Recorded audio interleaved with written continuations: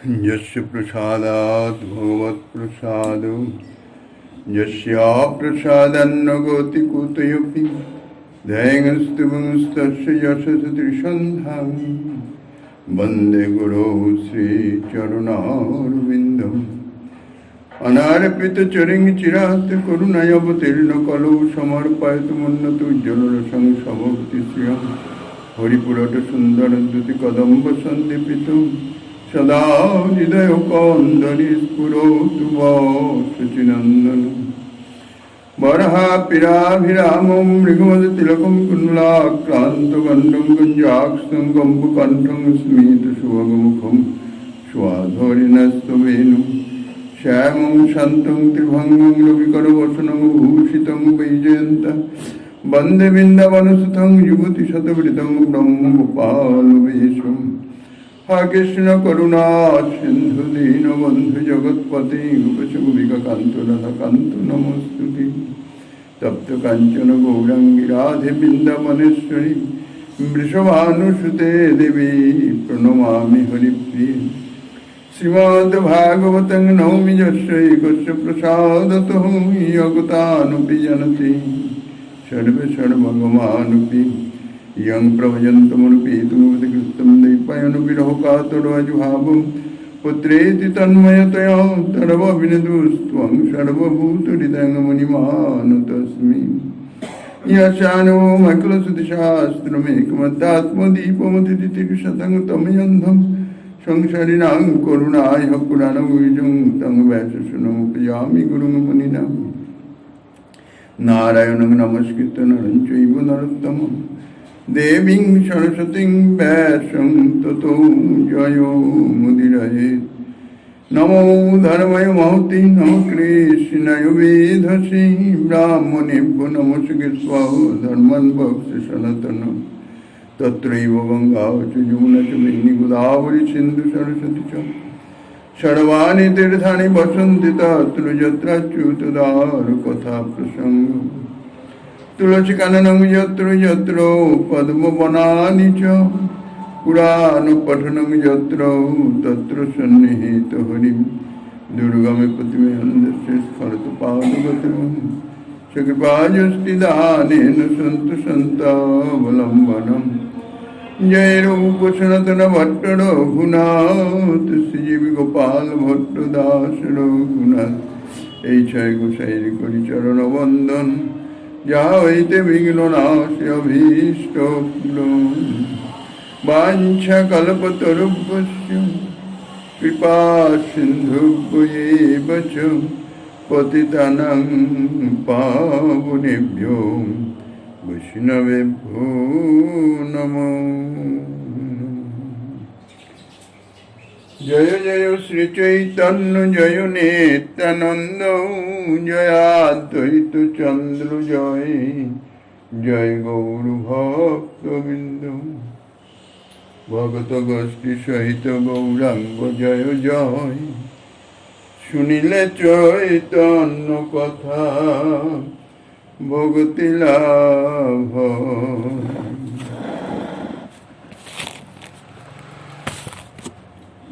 শ্রী শ্রী চৈতন্য চরিতামৃতম মধ্যলীলা একবিংশ পরিচ্ছেদ। মাধুর্য ভগবত্তা সার ব্রজে কইল পরচার, তাহা সুখ ব্যাসের নন্দন স্থানে স্থানে ভাগবতে বর্ণিয়াছে জানাইতে, যাহা শুনি মাতে ভক্তগণ। কলিযুগ পাবন অবতার পরম করুণাময় শ্রী গৌরাঙ্গ সুন্দরী পরম অন্তরঙ্গ প্রিয় পার্ষদ বর্জ পূজ্যপাদ শ্রী কৃষ্ণদাস কবিরাজ গোস্বামী মহাশয় তাহার শ্রী শ্রী চৈতন্য চরিতামৃত নামক শ্রী গ্রন্থের মধ্য লীলার একবিংশ পরিচ্ছেদে শ্রী শ্রী সনাতন শিক্ষা প্রসঙ্গে শ্রীকৃষ্ণের মাধুর্যের বর্ণনা করিতেছেন। শ্রীকৃষ্ণের যে মাধুর্য বিশেষত ব্রজ লীলায় যে মাধুর্য ভগবত্তা সার, গত দুদিন যাবৎ সেই মাধুর্যের সম্বন্ধে অর্থাৎ ব্রজে যে মাধুর্যের প্রভাব, মাধুর্যের যে মহিমা, যে ব্রজে ঐশ্বর্য মাধুর্য সম্যক প্রকাশিত হলেও ঐশ্বর্য সদা সর্বদাই মাধুর্যের আনুগত্যে প্রকাশিত হয়ে প্রভুর সেবায় রত হন অতি সঙ্গোপনে। তাই সেই জন্যেই ব্রজের ঐশ্বর্য, যাকে মাধুর্য মণ্ডিত ঐশ্বর্য, অপরূপ আস্বাদনীয়। কোন রকম ভীতি সংকোচের কোনো প্রশ্নই নাই সে মাধুর্যের। শারদীয় মহারাজের প্রত্যেক গোপীরই ইচ্ছা হলো শ্রীকৃষ্ণকে একান্তভাবে নিজের নিকটে পেয়ে সেবা করবার নিমিত্ত। একান্তভাবে যদি নিজের কাছে পাওয়া যায় তাহলে নিজের মনোমতো সেবা করা সম্ভব হয়।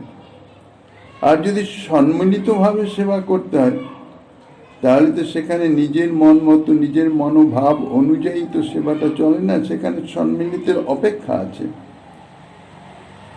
তাই প্রত্যেক গোপীর মনের বাসনা যদি আমি একান্তে শ্রীকৃষ্ণকে পেতাম, মানে আমি একা যদি সেবা করার সুযোগ পেতাম, তাহলে আমি আমার মন মতো সেবা করে আমার প্রাণবধূয়াকে সুখী করতে পারতাম। কেননা ব্রজের ভাব তো সদা সর্বদাই সেব্যের সুখবিধান।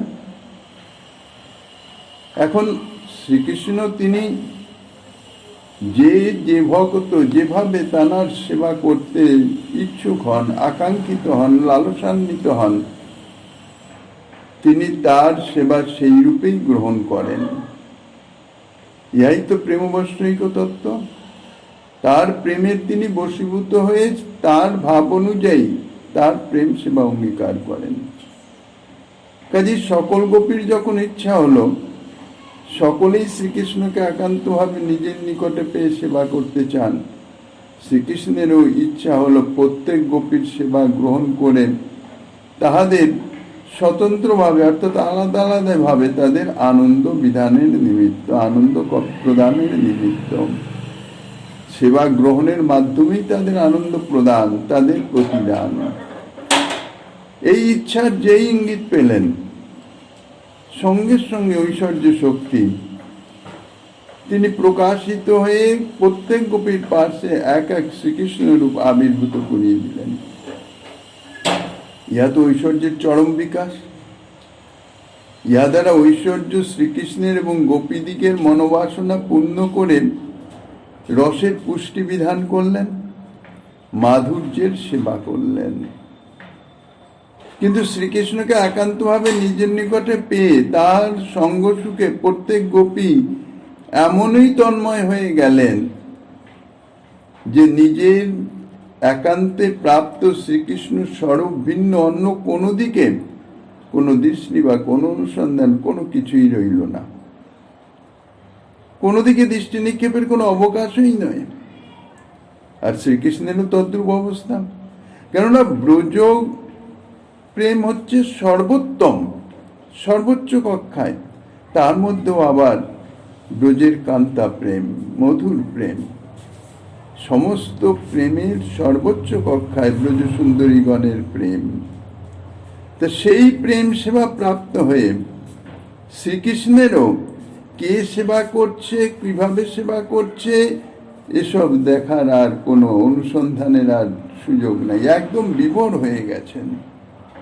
সুতরাং এক এক গোপীর পার্শ্বে তিনি যে এক এক স্বরূপে বিরাজমান হয়ে স্বতন্ত্রভাবে প্রত্যেকের সেবা গ্রহণ করিতেছেন, ইহা না শ্রীকৃষ্ণ নিজে জানতে পারছেন, না গোপীরা জানতে পারছেন, কেউই জানতে পারলেন না।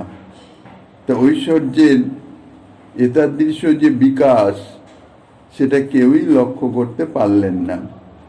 কেন পারলেন না? মাধুর্যের আবরণে আবরিত ঐশ্বর্য। ব্রজের যে মাধুর্য সেটাকে কোনো রকমে কোনোভাবে ঐশ্বর্য ক্ষুণ্ণ হতে দিলেন না। মাধুর্যের আনুগত্যে অর্থাৎ মাধুর্য মণ্ডিত হয়ে ঐশ্বর্য এমন সেবা করলেন যাতে মাধুর্য আরো বর্ধিত হয়ে যায়। এখানেই হচ্ছে ঐশ্বর্যের আত্মগোপনতা। মাধুর্যের অন্তরালে নিজেকে গোপন রেখে তিনি প্রভুর সেবা করলেন। মাধুর্য রসে নিমজ্জিত হওয়াতেই কেহ ঐশ্বর্যকে লক্ষ্যই করতে পারলেন না। ঐশ্বর্য নিজেকে মাধুর্যের রসে আবরিত করে নিজেকে লুকায়িত করে রাখলেন, যাতে কেউ ঐশ্বর্যকে দেখতে পারলেন না, ঐশ্বর্যকে অনুভব করতে পারলেন না। কেন ঐশ্বর্যের অনুভূতি আসলেই সঙ্গে সঙ্গে ঐশ্বর্যের যে স্বাভাবিক ধর্ম, ভীতি, সংকোচ, সেগুলি এসে উপস্থিত হলে তাহলে আর মাধুর্যের অবকাশ থাকতো না। প্রেম সেবা ছিন্ন ভিন্ন হয়ে যেত, নিঃসংকোচ সেবা আর হতো না। তাহলে কি হতো? লীলারস বিঘ্নিত হয়ে যেত, লীলারস আস্বাদনে। ইহা তো কখনো ভগবৎ শক্তি, স্বরূপ শক্তি করতে পারেন না। কেননা তাদের সেবার মুখ্য উদ্দেশ্য লীলারস পুষ্টি সাধনার্থ। প্রভুর যে লীলারস আস্বাদন বাসনা, তাহা আরো চরমোৎকর্ষে, সর্বোৎকর্ষে আস্বাদন করানো, ইহাই হচ্ছে শক্তির কার্য। সেই জন্যেই ঐশ্বর্য মাধুর্যের অন্তরালে আত্মগোপন করেই এইভাবে নিজেকে প্রকাশ করেছিলেন। এ তো গেল শারদীয়া মহারাজ। বসন্ত রাসও ঠিক সেই রকম হয়েছিল। এক এক গোপীর পাশে এক এক শ্রীকৃষ্ণের রূপ আবির্ভূত হয়েছিলেন। লীলা শক্তির প্রেরণায় শ্রীমতী রাধারানী তিনি এক গোপীর প্রতি হঠাৎ দৃষ্টিপাত করে দেখলেন যে শ্রীকৃষ্ণ সেই গোপীর নিকটে। আর এক গোপীর প্রতি দৃষ্টিপাত করেও তিনি দেখলেন যে শ্রীকৃষ্ণ সেই গোপীর নিকটে। মনে করলেন পূর্ব গোপীর নিকট থেকেই হয়তো পরবর্তী গোপীর নিকটে গেছেন। এত দ্রুত গেছেন যে আমি সেটি অনুধাবন করতে পারি নাই। এবার তিনি হঠাৎ নিজের ডান দিকে চেয়ে দেখছেন যে নিজের নিকটেও শ্রীকৃষ্ণ বিদ্যমান। এই অনুসন্ধান শ্রীরাধার নাই। প্রত্যেক গোপীর নিকটেই যে শ্রীকৃষ্ণ আছেন, এই অনুসন্ধানও তাহার নাই। ঐশ্বর্য পূর্ণ মাত্রায় বিকশিত হওয়া সত্ত্বেও শ্রীমতী রাধারানী ঐশ্বর্যকে লক্ষ্য করতে পারছেন না। সর্বত্র সমস্ত গোপীর পাশে এবং নিজের পাশেও যে শ্রীকৃষ্ণ একই সময় বিরাজমান, এই ভাবনাটা মনে আসতেছে না।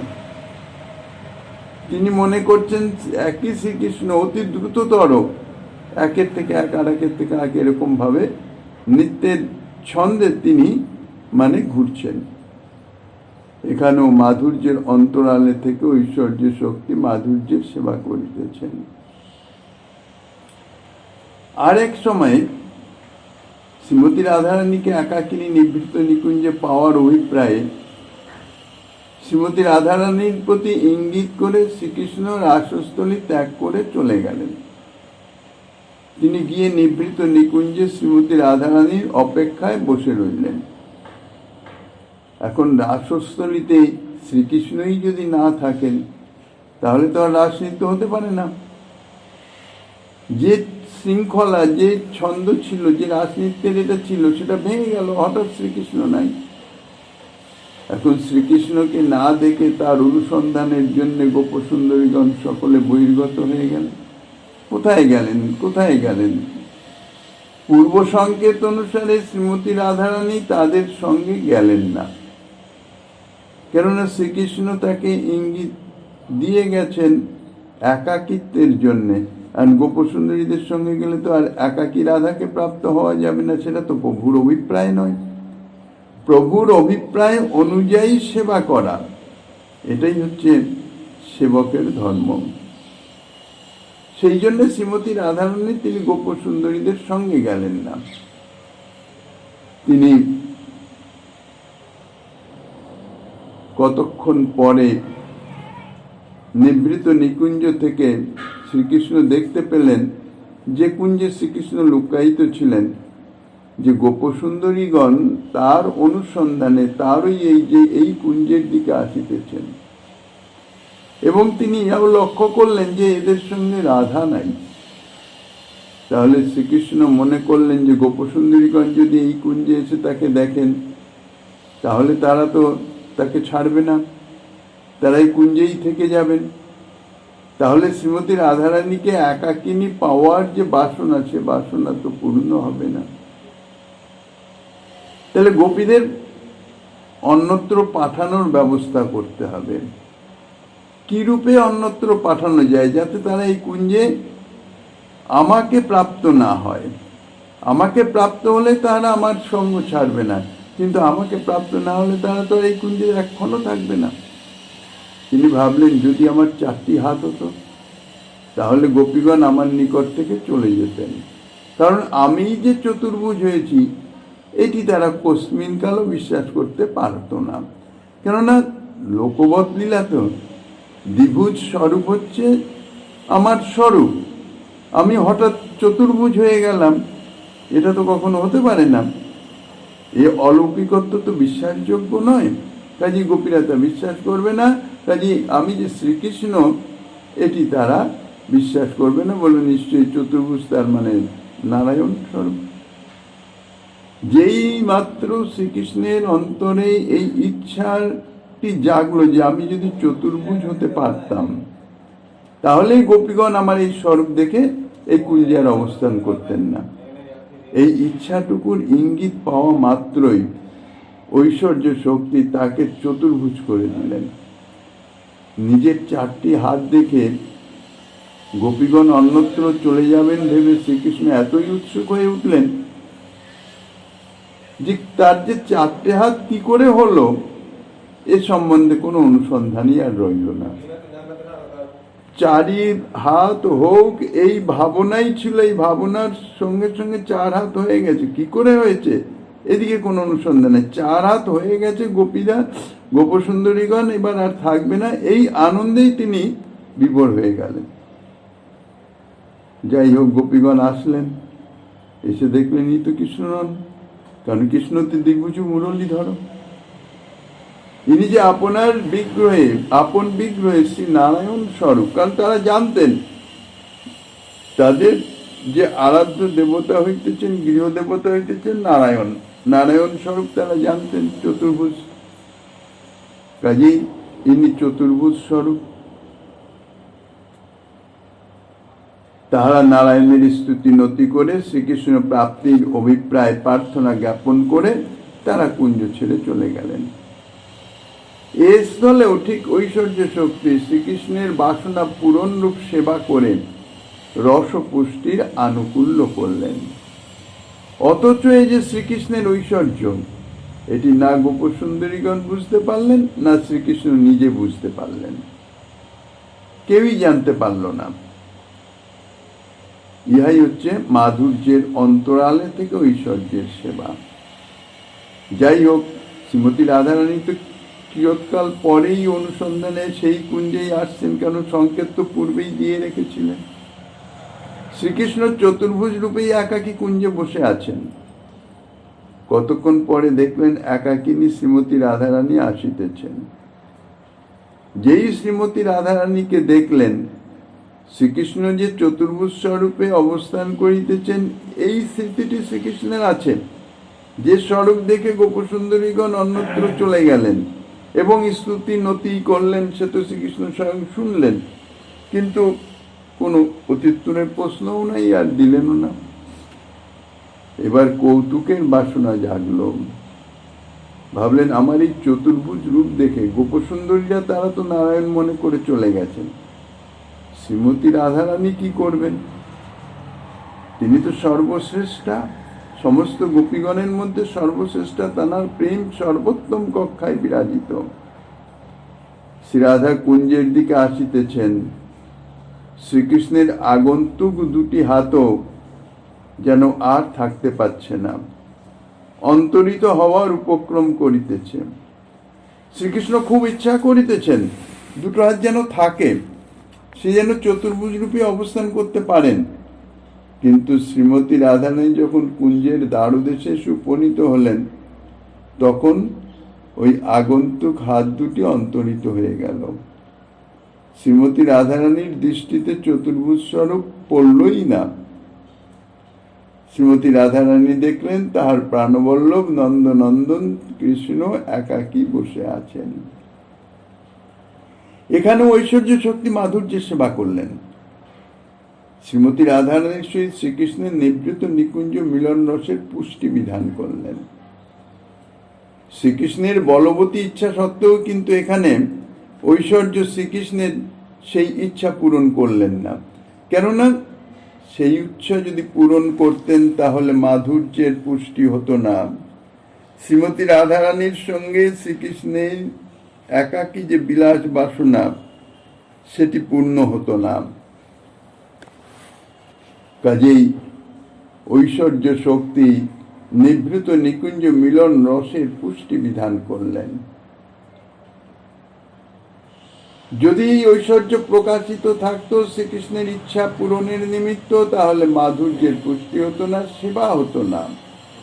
কেননা শ্রীমতী রাধারানীও তিনিও অন্য গোপসুন্দরীদের ন্যায় চতুর্ভুজ স্বরূপ নারায়ণ স্বরূপ মনে করে তিনিও সেখান থেকে বিদায় নিতেন। তাহলে শ্রীকৃষ্ণের যে মুখ্য ইচ্ছা উদ্দেশ্য, যে উদ্দেশ্যে তিনি রাসস্থলী ছেড়ে চলে এসছেন, সেটি পূরণ হতো না। এই জন্যে মাধুর্যের পুষ্টি সাধনের নিমিত্ত নিজেকে অপসারিত করে নিলেন ঐশ্বর্য শক্তি। এতে বোঝা যায় যে ব্রজে ঐশ্বর্যের মুখ্য কাজই হইতেছে মাধুর্যের অন্তরালে রেখে, অর্থাৎ মাধুর্যের পুষ্টি বজায় রেখে প্রভুর সেবা, এবং বলতে গেলে মাধুর্যের আরো পুষ্টি বিধান করা, উৎকর্ষতা বিধান করা। তাহলে এই সমস্ত দৃষ্টান্তগুলি থেকে দেখা যাচ্ছে যে ব্রজে ঐশ্বর্য শক্তি আত্মগোপন করেই মাধুর্যের সেবা করেছেন। আবার ব্রজের কোনো কোনো লীলাতে ইহাও দৃষ্ট হয় যে ঐশ্বর্য শক্তি সর্বতভাবে আত্মগোপন করেন নাই। যেমন মীরভক্ষণ লীলায় মাতা যশোমতী শ্রীকৃষ্ণের মুখে বিশ্ব ব্রহ্মাণ্ডাদি দর্শন করে মনে করছেন, ইহা বুঝি আমার বালকেরই কোনো এক স্বাভাবিক অচিন্ত ঐশ্বর্য। অত অমুষ্যৈব মমার ভকস্য কশ্চন উৎপত্তিক আত্মযোগ। সেই সঙ্গে সঙ্গে তিনি আরো মনে করলেন যে হায়, আমি যশোদা নাম্নী গোপী, আমার পতি এই নন্দ, ইনি ব্রজেশ্বর, আমি ইহার অখিল বিত্ত সম্পত্তির অধিষ্ঠাত্রী সতী জায়া পত্নী। এই কৃষ্ণ আমার সন্তান, এ সকল গোপ গোপী এবং গোধন আমার। এই প্রকার আমার যে কুমতি, যাহার মায়া দ্বারা হয়েছে, সেই ভগবানে আমার গতি হোক। মানে এগুলি সব মায়া, মায়ার মোহিত আমি। অহং মমাসৌ পতিরেশু মে সুত বোজেশ্বরস্যা কিল বিত্তপাশতি গোপস্য গোপা সহ গোধনাশ্চ মে জন্মায়াথং কুমতি সমে গতি। তখন শ্রীকৃষ্ণকে ভগবান বলে মাতা যশোমতী স্তুতি করে পড়লেন। কিন্তু যশোমতী মাতার এই জ্ঞান ছিল অত্যন্ত ক্ষণকালের জন্য।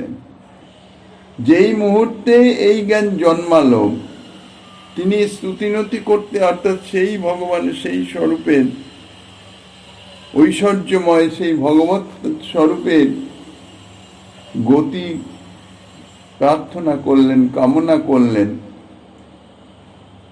তিনি সঙ্গে সঙ্গে আবার এই সমস্ত বিভূতির কথা ভুলেও গেলেন। প্রবৃত্ত স্নেহভরে তিনি গোপালকে পূর্ববৎ স্বীয় করে স্থাপন করলেন। সদ্য নষ্ট স্মৃতির গোপী সারপ্যারয় অমাত্মজম প্রবৃত্ত স্নেহ কলিল হৃদয় আসিত যথা পুরা। অর্থাৎ ঐশ্বর্য শক্তি যে প্রথমে যশোদা মাতার নিকট আত্মপ্রকট করলেন, তার চিত্তে শ্রীকৃষ্ণের ঈশ্বরত্বের জ্ঞান জন্মিয়ে দিলেন, তার কারণ আছে। শ্রীকৃষ্ণ যে মাটি খেয়েছিলেন তাহা সত্য কথা, এবং তাহার মুখে যে মাটি ছিল তাহাও সত্য কথা। কেননা তখনও মাটির সম্পূর্ণ গলাধঃকরণ করে পারেন নাই। কিন্তু মা যেন তাহার মুখে মাটি না দেখেন, এটি ছিল তার প্রবল ইচ্ছা। কেননা মাটি দেখলে আর আমার উপায় নাই, আমি ধরা পড়ে যাব, মা আমাকে ভৎসনা করবেন, শাস্তি দিবেন। কাজে আমি হা করলেও মা যেন আমার মুখে মাটি না দেখতে পায়, তাইলে আমি কোনো রকম শাস্তি পাবো না। এই ইচ্ছার ইঙ্গিত পেয়ে ঐশ্বর্য শক্তি শ্রীকৃষ্ণের মুখে বিভূতি প্রকাশ করে দিলেন। শ্রীকৃষ্ণের ঈশ্বরত্বের জ্ঞান জন্মিয়ে মুখে মাটির অনুসন্ধানের যে কার্যটা মাতা যশোমতীর ছিল, সেই কার্য বিস্মৃত হয়ে গেছেন। তিনি যে মুখের মধ্যে মাটি অনুসন্ধান করছিলেন সেসব আর মনে নাই, স্বাভাবিক মনে থাকার কথাও নয়। ওইটুক মুখগোপরে যদি বিশ্ব ব্রহ্মাণ্ড সব চোখের সামনে প্রতিভাত হয়, দর্শন হয়, তখন কি আর সেই পূর্বের সেই ভাবটি আর মনে থাকে? সব কি জন্যে কি করেছিলাম সেসব বিস্মৃত হয়ে যায়। তাই মায়ের মনকে অন্যত্র সরিয়ে দেওয়ার জন্যই ঐশ্বর্য শক্তি প্রকাশ হলেন। কিন্তু এ সমস্ত করলেন শ্রীকৃষ্ণের অজ্ঞাত সারে। স্বীয় মুখে বিভূতি প্রকাশের কথা তা কিন্তু শ্রীকৃষ্ণ জানেন নাই। তানার অন্তরে মনের মধ্যে এটাই ভাব বিরাজিত হচ্ছে যে মুখে যদি মাটি মা দেখতে পান তাহলে শাসন করবেন। এই ভয়ে শ্রীকৃষ্ণ অত্যন্ত ভীত হয়েছিলেন। এখানেই তার মাধুর্য সমুদ্রে নিমগ্নতা। ঐশ্বর্য শক্তি মায়ের শাসন থেকে তাকে রক্ষা করলেন। তার যে যশোদায় স্তনন্ধয়ত্বের ভাব সেটা রক্ষা করলেন। সুতরাং ঐশ্বর্য শক্তি এখানে শ্রীকৃষ্ণের প্রেমমুগ্ধ থেকে রক্ষা করে মাধুর্যের সেবা করলেন। কিন্তু তার ফলে কি হলো? যশোদা মাতার সেই প্রেমমুগ্ধত্ব ক্ষুণ্ণ হয়ে গেল। শ্রীকৃষ্ণের ভগবত্তা জ্ঞান এসে গেল, অর্থাৎ ভগবান ঐশ্বর্যের ভগবান জ্ঞান এসে গেল।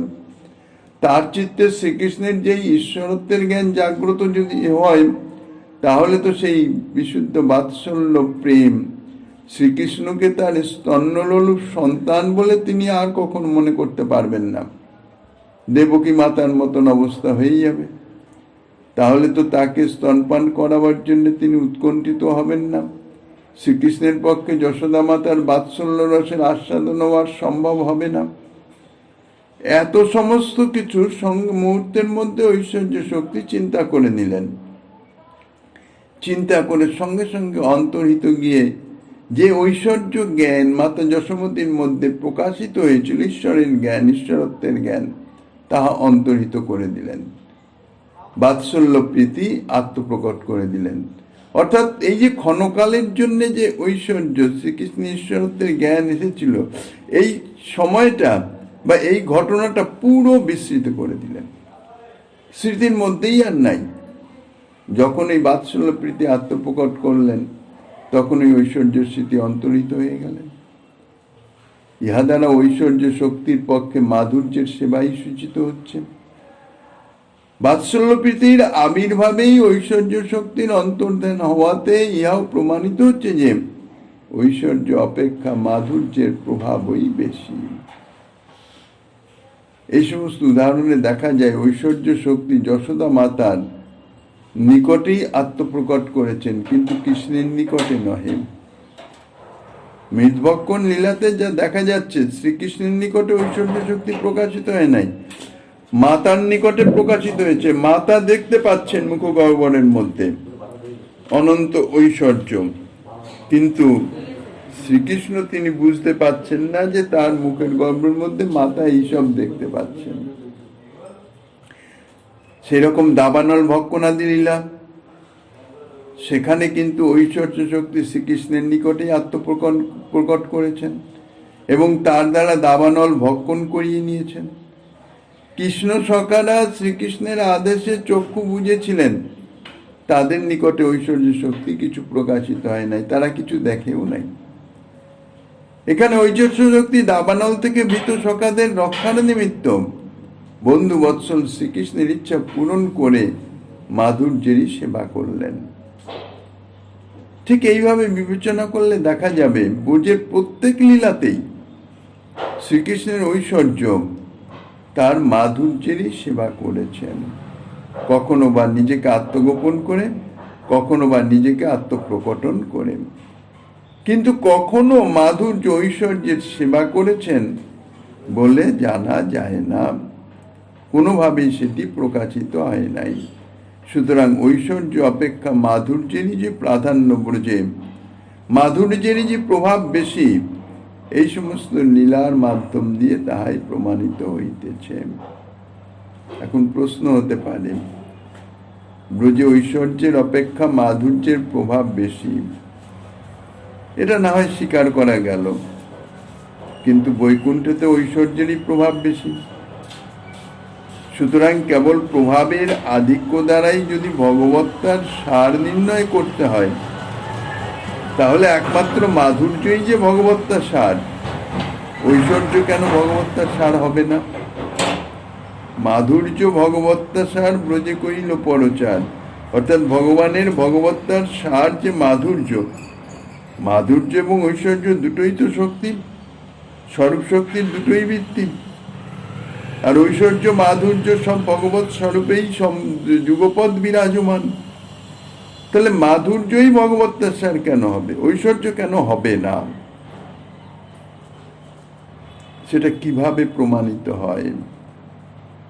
তার উত্তরে বলা যায়, রসবৈচিত্র্যের সম্পাদনার্থ বিভিন্ন ভগবত ধামে বিভিন্ন ভগবত স্বরূপের মধ্যে ঐশ্বর্য মাধুর্যের বিভিন্ন বৈচিত্র্যের প্রকাশ।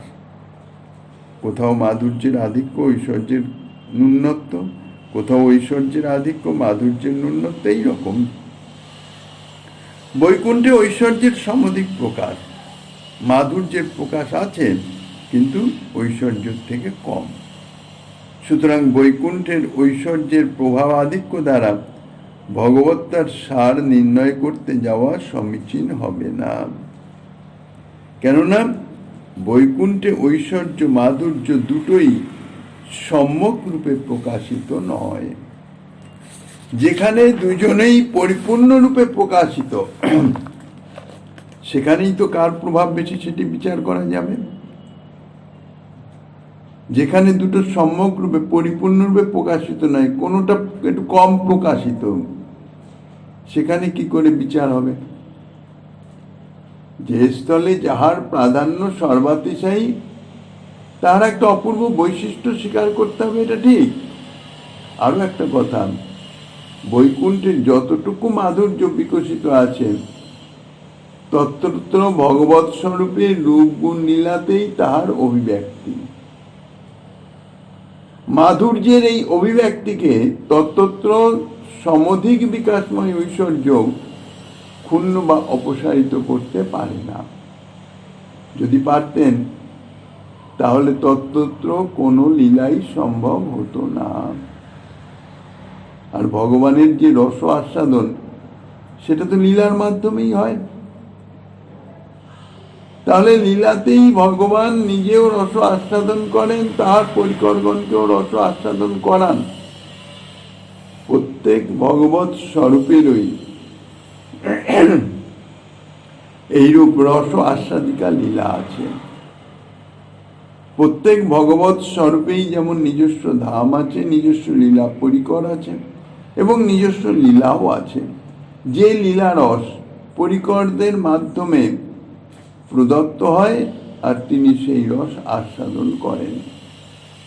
বিভিন্ন ভগবৎ স্বরূপের লীলাতে রস বিকাশের তারতম্য থাকলেও রসের বিকাশ অবশ্যই আছে। কেননা ভগবৎ স্বরূপের স্বরূপগত ধর্মই হচ্ছে রস আস্বাদন। যে স্বরূপই হোক না কেন, তদ্জাতীয় ভাবে নিজ পরিকর সহ রস আস্বাদন করেন, লীলাও আছে। আর মাধুর্য যদি না থাকে, তাহলে কোনো রকম রসের বিকাশ সম্ভব নয়। কাজে মাধুর্য সর্বত্রই বিদ্যমান।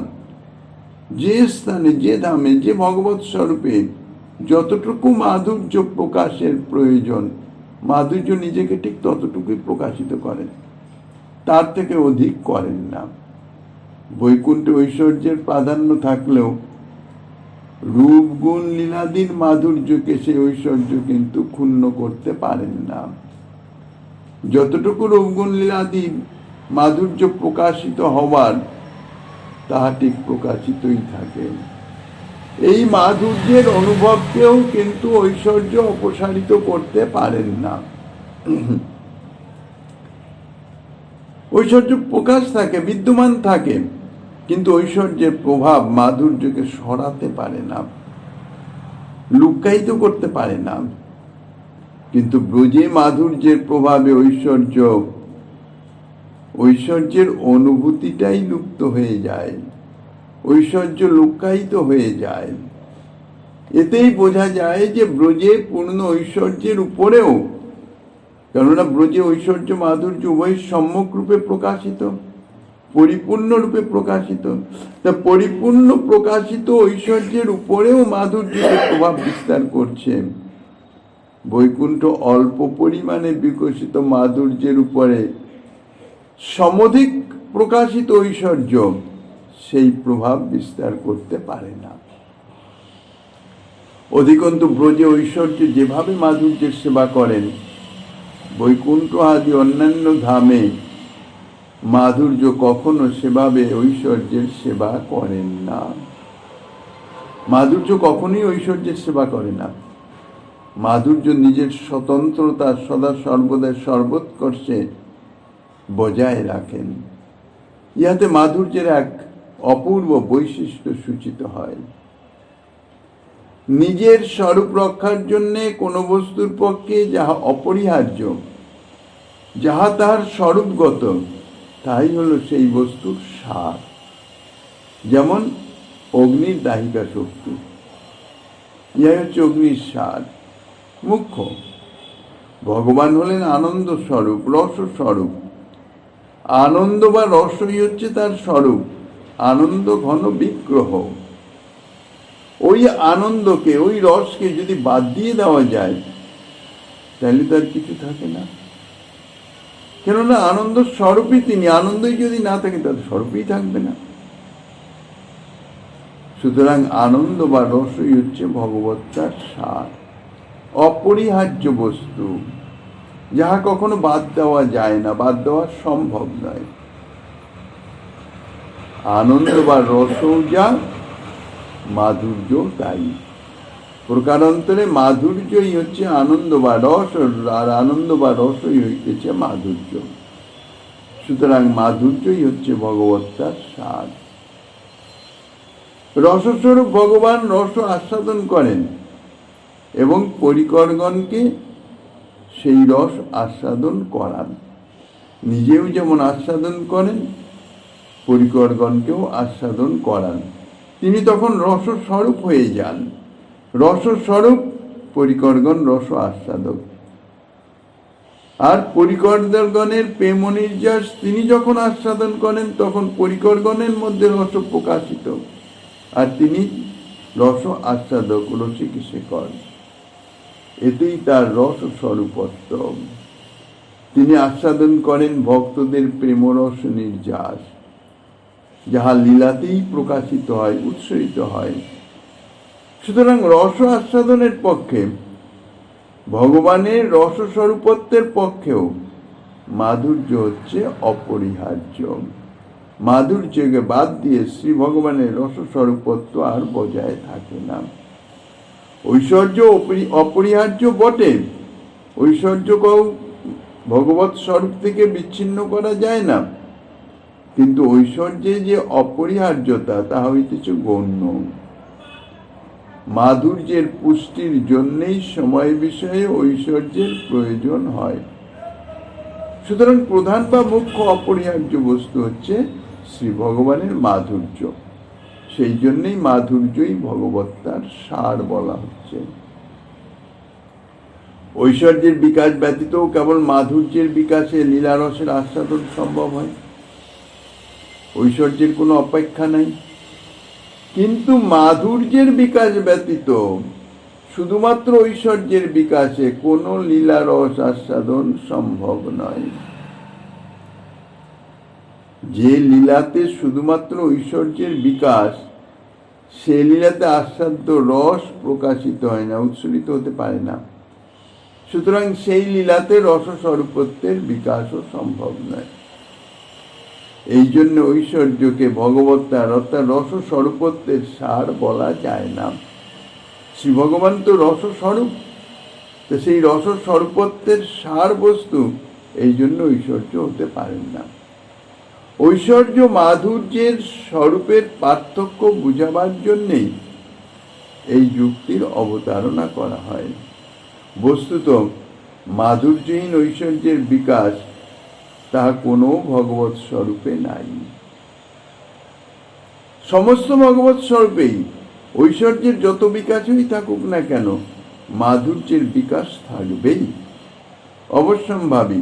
কেননা মাধুর্যের বিকাশ যদি না থাকে তাহলে কোনো ভগবৎ স্বরূপ, যে স্বরূপে মাধুর্যের বিকাশ নাই সেই স্বরূপে রস ও আস্বাদনও থাকবে না। আর শ্রী ভগবানের স্বরূপই তাহলে অস্তিত্বই লোপ হয়ে যাবে। কেননা তার স্বরূপই হচ্ছে তিনি রস ও আস্বাদন, রস ও স্বরূপ। কাজেই অল্প হলেও মাধুর্যের বিকাশ থাকবেই, আছেই। আবার নির্বিশেষ ব্রহ্মের ঐশ্বর্যহীন মাধুর্যের বিকাশ দৃষ্ট হয়, সেখানে কোনো শক্তির বিকাশ নাই, নির্বিশেষ ব্রহ্মে ঐশ্বর্য নাই। কিন্তু নির্বিশেষ ব্রহ্মে একটা আনন্দ তো আছে, যাকে ব্রহ্মানন্দ বলা হয়। একটা আনন্দের অনুভব আছে, অর্থাৎ আনন্দ স্বরূপ বিদ্যমানতা আছে। তা সেই আনন্দ স্বরূপ বলেই তাতে মাধুর্য আসে। মাধুর্য না যদি থাকতো, আনন্দ স্বরূপত্ব থাকতো না, তাহলে সে আনন্দের আস্বাদনও হতো না। নির্বিশেষ ব্রহ্মে ব্রহ্মানন্দ যে অনুভব, সেটি আর থাকতো না। কিন্তু এখানে অত্যন্ত ন্যূনতম বিকাশ, রসত্বের ন্যূনতম বিকাশ, নির্বিশেষ ব্রহ্মে অত্যন্ত অল্পতম প্রকাশ। নির্বিশেষ ব্রহ্ম থেকে স্বয়ং ভগবান শ্রীকৃষ্ণ পর্যন্ত সকল স্বরূপেই হচ্ছে সচ্চিদানন্দ, আনন্দ স্বরূপ। সুতরাং মাধুর্য সকল স্বরূপেই বিদ্যমান আছে, থাকতে হবে। আনন্দ ব্যতীত যখন কোনো স্বরূপের এই সচ্চিদানন্দত্ব সিদ্ধ হতে পারে না। কেননা আনন্দ ঘনই হচ্ছে বিগ্রহ, তানার সব ভগবৎ স্বরূপ সচ্চিদানন্দ ঘন বিগ্রহ। তো তাহলে আনন্দ ব্যতীত যেমন কোন স্বরূপেরই সিদ্ধত্ব নয়, সিদ্ধ নয়, আর আনন্দই হচ্ছে মাধুর্য, তখন সমস্ত স্বরূপে যে মাধুর্যের অবস্থান তাহা নির্ণীত হয়। আনন্দ বা মাধুর্যই যে ব্রহ্মের বা ভগবত্তার সার, তাতে কোনো সন্দেহ আর থাকতে পারে না। এই ভগবত্তার সার যে মাধুর্য, ইহা বলছেন ব্রজে কইল পরচার, ব্রজে তাহা প্রচার করলেন। ভগবত্তার সার যে মাধুর্য, তাহা একমাত্র শ্রীকৃষ্ণের ব্রজলীলাতেই পূর্ণরূপে প্রকটিত হয়েছে, পূর্ণরূপে প্রকাশিত হয়েছে। ভগবত্তার সার যে মাধুর্য, তাহা ব্রজে প্রকাশ করেছেন। সেটি কিভাবে জানা যায়? বলছেন যাহা সুখ ব্যাসের নন্দন। শ্রীমদ্ ভাগবত বক্তা শ্রী সুখদেব গোস্বামী পাদ সেটি বর্ণনা করেছেন। কোথায় বর্ণনা করেছেন? স্থানে স্থানে ভাগবতে।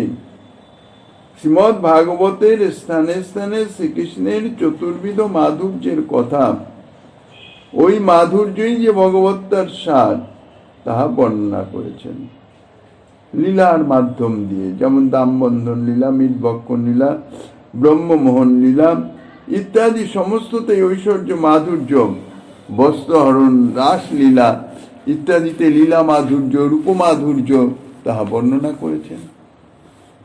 এই সমস্ত লীলা কথা, মাধুর্য মণ্ডিত লীলা কথা, যা সুখদেব গোস্বামী পাদ শ্রীমদ্ ভাগবতের বিভিন্ন স্থানে বর্ণনা করেছেন, যাহা শুনি মাতে ভক্তগণ।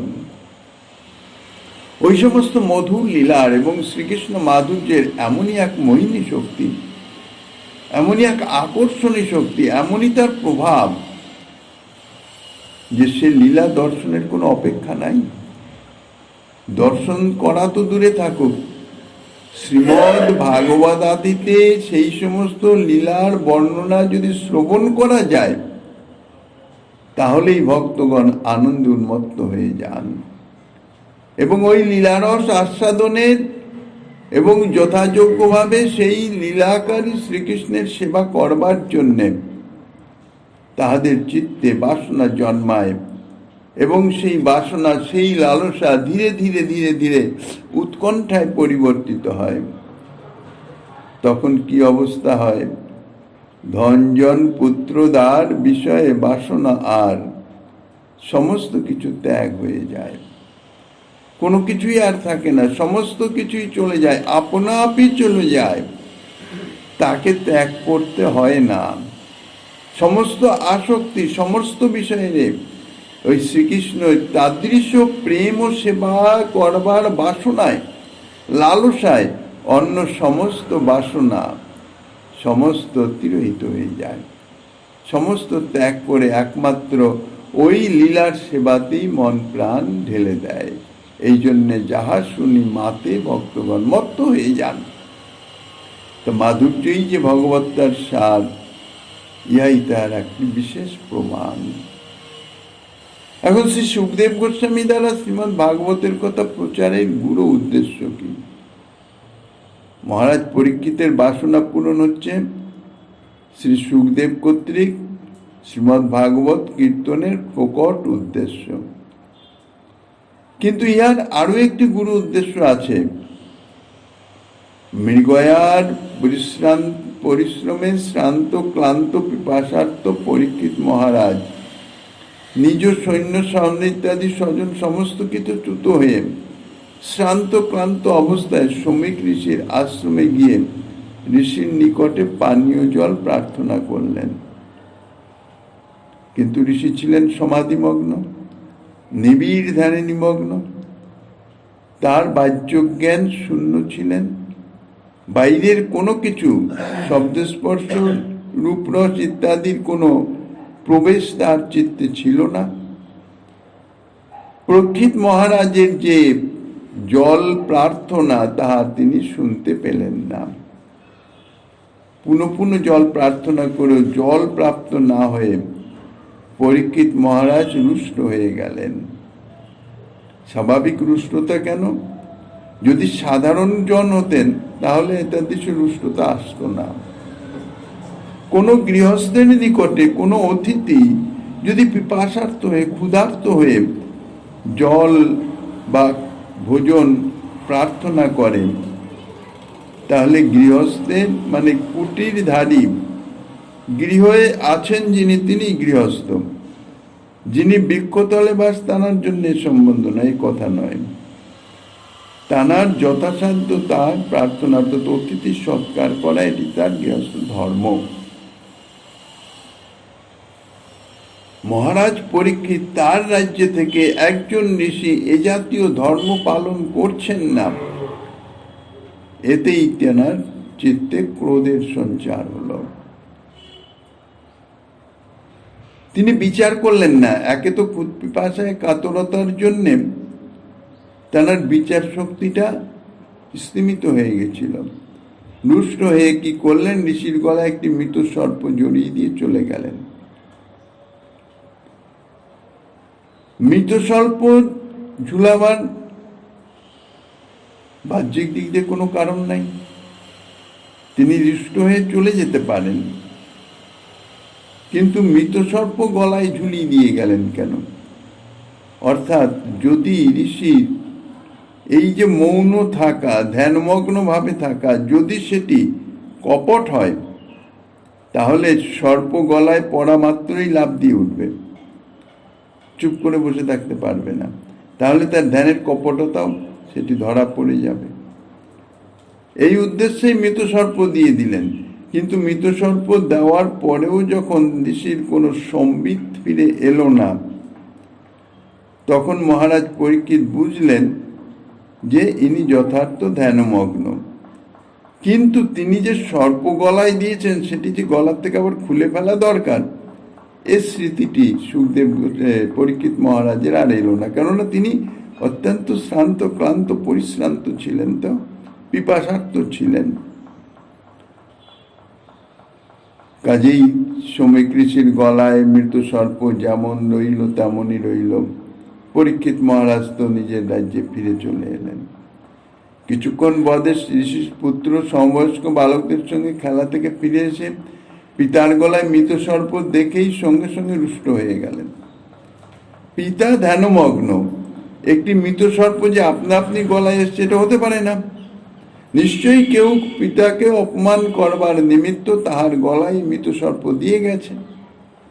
এই ভাবনায় প্রভাবিত হয়ে সঙ্গে সঙ্গে আমার পিতাকে অপমান, যে ব্যক্তি এইভাবে পিতার অমর্যাদা করেছে তার উদ্দেশ্যে অভিসম্পাত দিয়ে দিলেন।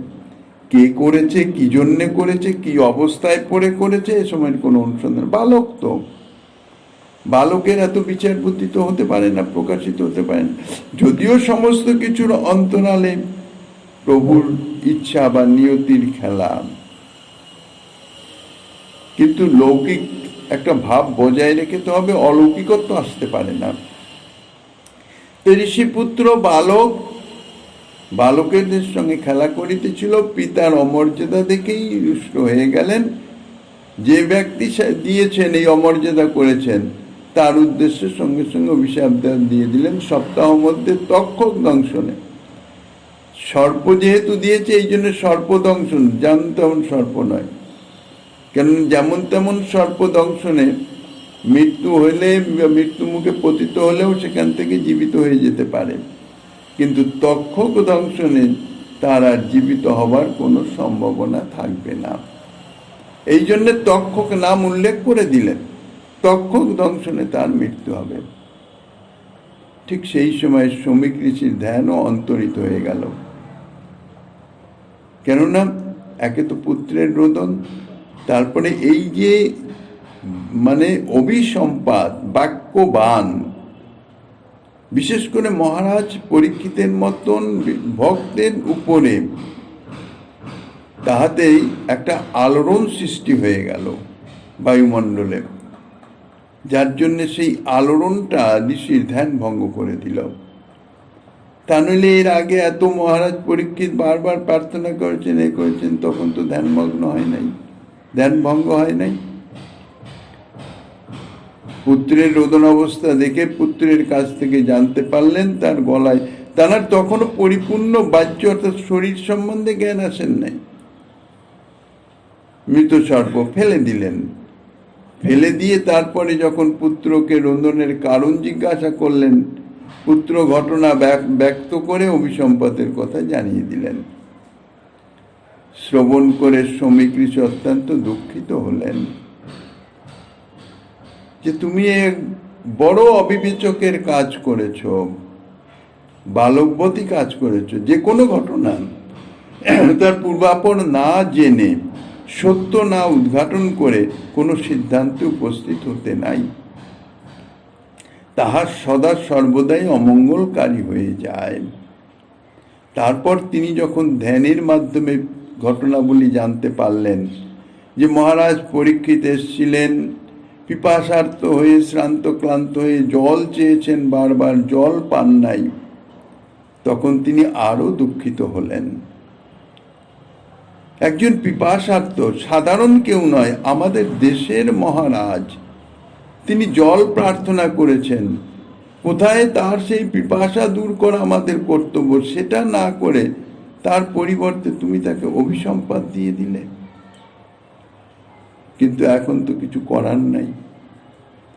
অভিসম্পাত অর্থাৎ বাক্য বাণ একবার যখন নিক্ষেপ হয়ে গেছে, তুনির থেকে বাণ যদি নিক্ষেপ হয়ে যায় তাকে আর কোনোভাবে ফেরানো যায় না।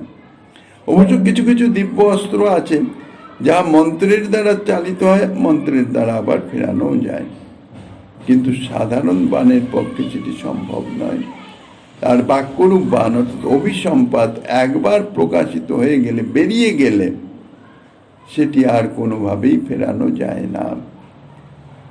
তবে এখন কিছু তো করতে হবে, তাই মহারাজের কাছে সংবাদ পাঠিয়ে দিলেন।